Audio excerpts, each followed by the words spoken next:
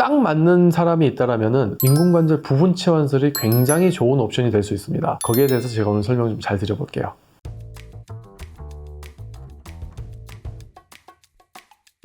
안녕하세요. 서울현병원 대표원장 김방현입니다. 그 정형외과 의사가 무릎을 볼 때는요, 사실 세 개로 나눠서 봐요. 그러니까 무릎 관절 통으로 보지 않고요. 일단은 이게 대퇴골이 있고, 허벅지 뼈가 있고, 그 다음에 정강이 뼈가 있고, 요것만 무릎 같은데, 우리는 그래도 나름 전문가니까 이걸 또 구분해서 봅니다. 정강이 뼈를 봤을 때 안쪽 부분하고 바깥쪽 부분 나눠서 보고요. 그 다음에 앞에 슬개골이라는 녀석이 있어요. 그렇게 해서 이 세 부분으로 나눠서 보긴 합니다. 일단 인공관절이라고 하면은 전통적인 인공관절은 이걸 다 갈아치워요. 근데 뭐 슬개골은 약간 좀 옵션 같은 거긴 합니다. 슬개골 상태가 되게 좋으면 슬개골은 이제 안 하기도 했었어요. 근데 일단은 위 아래를 다 갈아치우는 게 이제 전통적인 인공관절인데요. 환자들을 보다 보면은 이게 한쪽은 멀쩡한데 한쪽만 많이 달아 있으신 분들이 꽤 있단 말이에요. 특히 이제 우리나라나 몽고 이쪽이 인종들이 오다리가 많습니다. 오다리가 많다는 말은 사실 무릎 배열이 이렇게 똑바로 돼 있다기보단 약간 이렇게 기울어져 있단 말인데, 그러니까 당연히 여기만 많이 달아요. 바깥쪽은 놀고. 그러다 보니까 안쪽 무릎에만 관절염이 너무 심한 경우들이 있어요. 근데 그런 분들이 딱 봤을 때 진짜 그런 생각들이 들거든요. 저기만 갈아치우면 좋을 것 같은데 여기는 멀쩡한데, 우리가 뭐 타이어 4개 중에 하나만 빵꾸 났어요. 하나만 갈고 싶잖아요. 이건 쓸 수 있을 것 같으니까. 그런 생각으로 이제 인공관절 무릎 반치환술을 생각을 하기도 합니다. 안쪽만 연골이 달았을 때 생각할 수 있는 게 무릎 반치환술만 있는 건 아니에요. 무릎 교정술이라 그래가지고요. 이렇게 비틀어져 있는 거를 반대로 비틀어줘요. 그럼 여긴 다 썼으니까 여긴 써야지. 이제 타이어도 이제 위치 바꿔서 쓰는 것처럼. 그런 방법도 있지만, 이게 간혹은 이제 쓰는 습관이나 이런 것들 때문에 각도가 많이 틀어지지 않았는데도 한쪽만 달아있는 경우가 있어요. 그때는 사실 각도를 바꾼다고 해서 그렇게 별로 효용성이 있을 것 같지는 않거든요. 당연히 그런 증거도 없고요. 그러니까 한쪽만 바꿔주게 되는 그런 반치환술을 하기도 합니다. 무릎 교정술 같은 경우에는요, 딱 정확한 기준이 있어요. 5도가 넘어야 돼요. 우리나라 의료 제도랑 약간 연관이 있긴 있습니다. 이게 전 세계적인 이야기는 아니에요. 근데 어쨌든 우리나라 내외에서는 5도가 넘어가지 않으면은 무릎 교정술을 할 수가 없습니다. 그래서 5도가 되지 않았는데, 예를 들어 한 3도가 좀 비틀어졌어요. 근데 그것도 뭐 3도도 영향이 있긴 있거든요. 그랬을 때는 사실 무릎 교정술보다는 반치환술을 더 생각을 하게 됩니다.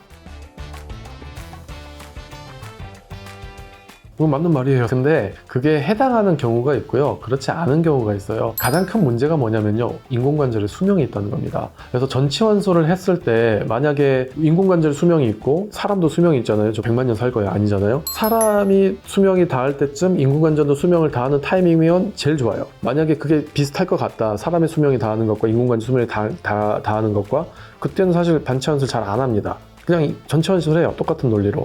그냥 다 갈고 말지 뭐하러. 그런데 반치환술을 하게 되는 경우는요, 환자분들이 좀 젊은 경우들이 많아요. 그래서 인공관절 수명이 더 짧을 것 같을 때, 사람의 수명보다, 그러면은 우리가 이 다음 옵션을 생각을 해야 되잖아요. 그랬을 때 인공관절 전치환술보다는 반치환술을 했을 때 나중에 재수술을 할 때 내 뼈가 훨씬 더 많이 남아있기 때문에 수술에 대해서 훨씬 더 결과도 좋고 수술에 대한 용이성이 훨씬 큽니다.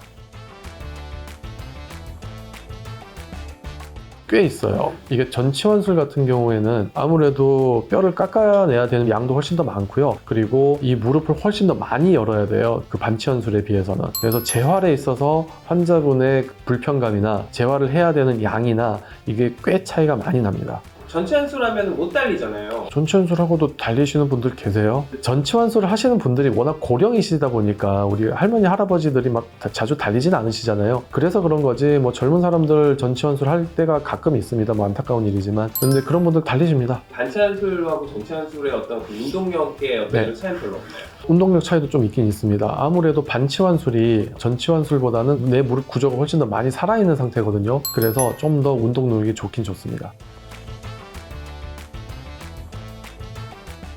맞는 말이긴 해요. 뭐냐면은 이게 전치환술하고 반치환술하고 수술 난이도가 다른 게 뭐냐면은, 예를 들어 타이어를 통째로 바꾸면 통째로 바꾸면 되지. 근데 반만 깎아서 바꿔야 돼. 더 어렵지. 그런 거라서 어차피 잘하는 사람은 별 차이 없어요. 타이어 반쪽만 잘 가는 장애인이 있을 것 같진 않은데, 그것도 뭐 잘하는 사람이 하면은 뭐 별 차이 없을 거니까, 물론 뭐 초보자들은 힘들 수 있겠지. 그래서 뭐 반치환술이나 전치환술이나 뭐 경험이 있으신 분 선생님들은 큰 차이는 없습니다. 일상 복귀는 당연히 부은치환술 빠르겠네요. 훨씬 빠릅니다. 근데 여기 함정이 하나 있긴 있는데요. 반치환술 같은 경우에 좀 더 젊으신 분들이 많이 하게 되세요. 그러다 보니까 그런 걸로 보여지는 효과가 있긴 있습니다만 어쨌든 반치환술을 하셨을 때 복귀가 훨씬 더 빠른 건 맞습니다. 예를 들어 전치환술 같은 경우에는 이것도 환자분 차이가 많이 나긴 나요. 그래도 대략적으로 봤을 때 한 달에서 한 두 달 정도는 뭘 짚고 다니시거든요. 반치환술 같은 경우는 한 달까지 짚는 사람 별로 없습니다. 상황별로 반치환술을 해야 되는 환자분한테 훨씬 좋은 치료법이라는 거예요. 당연합니다. 그게 반치환술이라는 게 어떤 현상을 해결하는 방법에 있어서 우리가 무기가 많으면 많을수록 좋을 것 같아요. 근데 일단 무릎 관절염에 대해서 우리가 뭐 주사 치료도 하고 뭐 약물 치료도 하지만 일단 수술적인 접근에 있어서는 이렇게 교정술도 할 수 있고 반치환술도 할 수 있고 뭐 전치환술도 있고 거기에 맞는 걸 하면 됩니다. 어떻게 보면은 뭐가 무조건 정답이다 뭐 이렇다기보다는 그 상황에 맞춰서 그렇게 할 수 있는 옵션이 하나 더 있다는 게 훨씬 더 좋은 요소인 것 같습니다. 네, 원장님 오늘 말씀 감사드립니다. 감사합니다. 서울현병원 대표원장 김방현이었습니다.